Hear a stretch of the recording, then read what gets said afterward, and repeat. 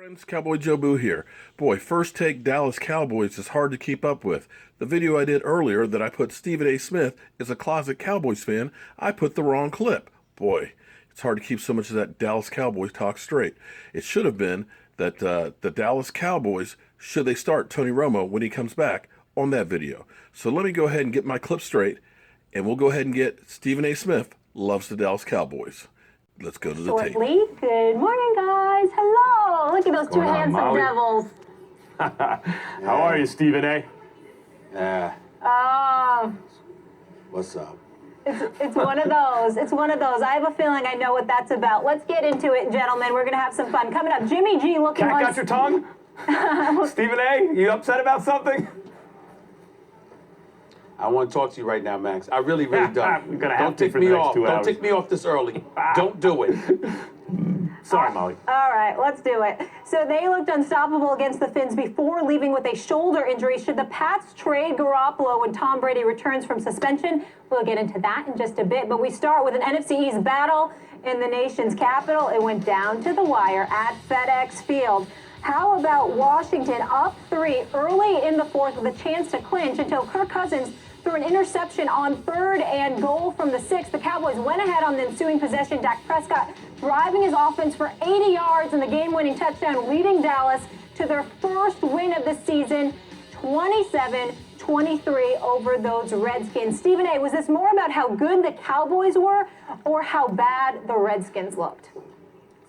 Well, I mean, damn. Look, man, look, they had a good day, okay? They had a good day, all right? I mean, Dak Prescott, 22 of 30, 292 yards. Another game without an interception. Running for a 6-yard TD run. He deserves credit. Ezekiel Elliott may have fumbled twice, but he still showed up. Averaged almost 4 yards a carry. Had a 21-yard run, had a touchdown run. He deserves a little bit of credit because he stepped up after his putrid performance in game 1 of this regular season. He deserves credit. Des Bryant had 7 receptions, over 100 yards. First time he had a 100-yard game since 2014. He deserves credit. I'm going to give Dak Prescott a lot of credit because in between the seams, not outside the number, but in between the seams, he's completing about 77% of his passes. I can't ignore that. I really, really can't. I got to give him credit for that. Cole Beasley stepped up. He's been a reliable weapon for Dak Prescott. So is Jason Witten. I got to give credit for that. I got to give credit to Dallas's defense because the Redskins were in the, they were in position to score in the red zone like 5 times. They came away with a touchdown, 3 field goals, and an interception. 2 of those times, the onside kick, inexplicable on the part of Jason Garrett. They still held them to a field goal. Another situation, they held them to a field goal. That interception that Kirk Cousins threw with 10 and a half minutes left, as stupid as it was, the bottom line is Dallas's defense surrounded Pierre Garçon because they knew that's where Kirk Cousins was going, and they were able to recognize his transparency, which is something that the Dallas Cowboys have struggled to do in years past. And in the end, what it comes down to, much to my chagrin, on this particular day, I have to give Dallas credit. Now, only today. Don't think for 1 second that it goes beyond today. Don't think for 1 second that it goes beyond this week. It's an aberration. It's an aberration. The Dallas Cowboys showed up yesterday in the nation's capital. Only 2 victories in their last 16 meetings without Tony Romo. Both of them came against the Redskins. That's not an accident. But the bottom line is, even though they deserve credit, and I want to make sure that everybody recognizes that I'm giving them credit. It's only for this week. It's just an aberration. It's just week 2, okay? But today, I got to give it up to them. They showed up. They did what they needed to do, Max. And that is it. Listen. I said it, okay? Okay? If the question is this good Dallas or bad Washington, the answer is bad Washington. And the result doesn't surprise me. We didn't learn anything new about Dallas. We knew that they have a great offensive line and real skills position players, although a couple of them are young, behind that offensive line. That is a formula that's going to lead to scoring some points. They're going to be okay there this season. The issue is on Dallas is the defense, etc. But this is bad Washington. Washington coming into this season was favored by many because they won the division last year. But let's look at what that division was last year. You had a Giants team that, while not very good, blew 4 leads with 75 seconds left in the game. 4 of them. Normally a Giants team that finishes games very well in the Eli Manning era, that was going to regress to the mean. That was going to change. They weren't going to lose 4 games like that. And had they not last year, they're a 10-win team. You look at the Eagles last year in the Chip Kelly kind of, the throes of the Chip Kelly revolt. They were dysfunctional. Washington and Dallas lost Tony Romo, and once they did, without a real backup quarterback, their season ended. That was the division that Washington won last year. This is not a very good team, and Kirk Cousins, who did not get a long-term deal, got a 1-year deal for big money, but that quarterbacks cost big money, did not look good, and that's not the worst part of it for Washington. There are reports that offensive players are complaining. They don't complain just because you have one bad game. That means they're seeing things in practice, they're seeing things in the game over time that are adding up to leading them to believe that Kirk Cousins may not be good enough, and let's be honest, the jury is out on him. That's bad Washington. Stephen A., the proof in the pudding is 0-2 good or bad? They're now 0-2, and this is a team that was kind of lucky to have the record they had last year. Well, listen, don't annoy me by forcing me to remind you that once upon a time the Dallas Cowboys were 0-2 and won a Super Bowl, for crying out loud.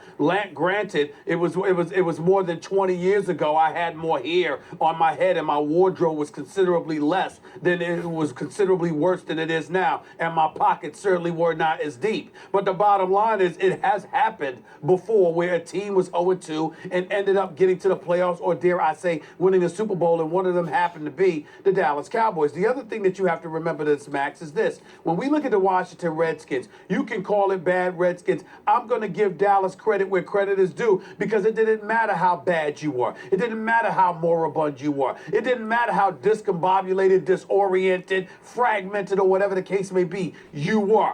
If you went against the Dallas Cowboy, that was your remedy. That was your medicine, because nobody was worse than them. Not when they had a quarterback. Not when they had a quarterback. Oh, stop it. The fact of the matter is, hold on, wait a minute. A couple of years ago, Max, they went 12-4.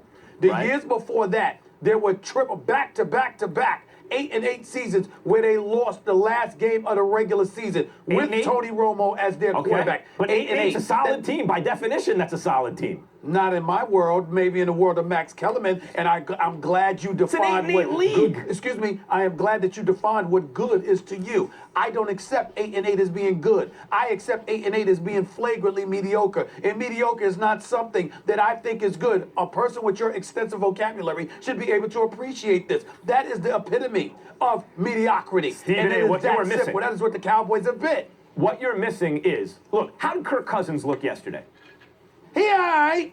I mean, it wasn't that impressive. You think offensive players are complaining about Kirk Cousins because he makes the Dallas Cowboys defense look like the '85 Bears at times? No, they're complaining about him. He just wasn't very good.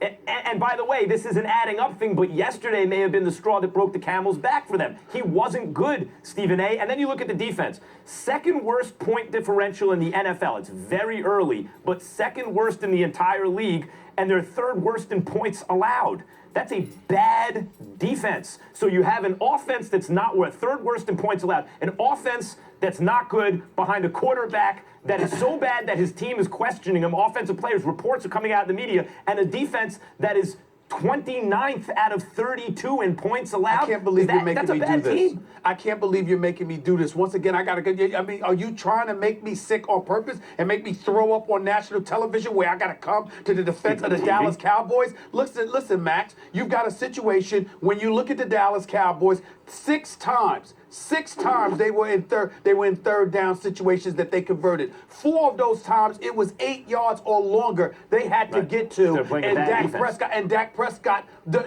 got it done. When you think about how awful the Redskins defense has been, if that's what you want to say, understand that primarily it's residue from what transpired during Monday Night Football. It wasn't god awful yesterday. The game was there to be had when Kirk Cousins threw the interception with 10.5 minutes left. They had a 3-point 10-point lead, and they were about to go up 10, and then he blew it. So, yeah. Against a team without a defense and a rookie quarterback. Wait a minute. The point that I'm trying to make to you is that, again, Dallas's defense held up. And I got to give credit where credit is due in that regard. It isn't all about how bad the Redskins are. To some degree, it's about how Dak Prescott has performed. Des Bryant showed up. Cole Beasley has been a reliable commodity, okay? And I got to give credit where credit is due to that. I hate to do it, but I got to give it up. I'm a fair-minded individual, even for the pathetic Dallas Cowboys with the worst fan base in American history, as delusional as they are.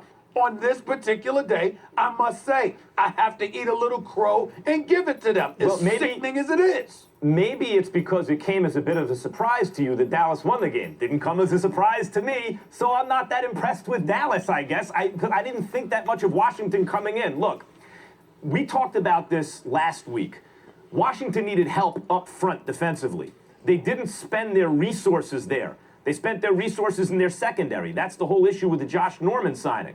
And unfortunately for them, they start the season against two teams. They started the season against two teams with really good offensive lines. That's going to expose your deficiencies up front defensively. That's what happened. But going in, when you analyze Washington and their opponents so far, I wouldn't say that this is unexpected. They're at an 0-2 start. Their defense looks bad because it's a bad matchup in the first 2 weeks. And their offense is or their quarterback is so suspect right now that players are complaining and it's coming out in the press. That's bad Washington. And they just did that. You were talking about, well, they were in a position before Cousins throws the pick, etc., against a team that is not predicted to do very much this season with a rookie quarterback, a rookie running back, and a bad defense. I mean, they just lost to that team to go 0-2 on the season. I don't know how you could say it's not bad Washington. Dak Prescott has thrown the ball 75 times and has not turned the ball over once. I got to give credit where credit is due, and Cole Beasley is being effective. I got to give credit where credit is due. You know I don't want to do it, but I have to. It's the right thing to do. I love to watch you do it, though. I hate. By the way, generally I'm in the position of defending the Dallas Cowboys on this show, but I love to see you do it for a change. Hate the Dallas Cowboys. Stephen A., let's stay with Dak Prescott now. It's true. Stephen A. Smith definitely loves the Dallas Cowboys. In fact, they've made him a hell of a lot of money just trashing us. I'm Cowboy Joe Boo. Thanks for watching, and be sure to click subscribe to get more of the Joe Boo Report.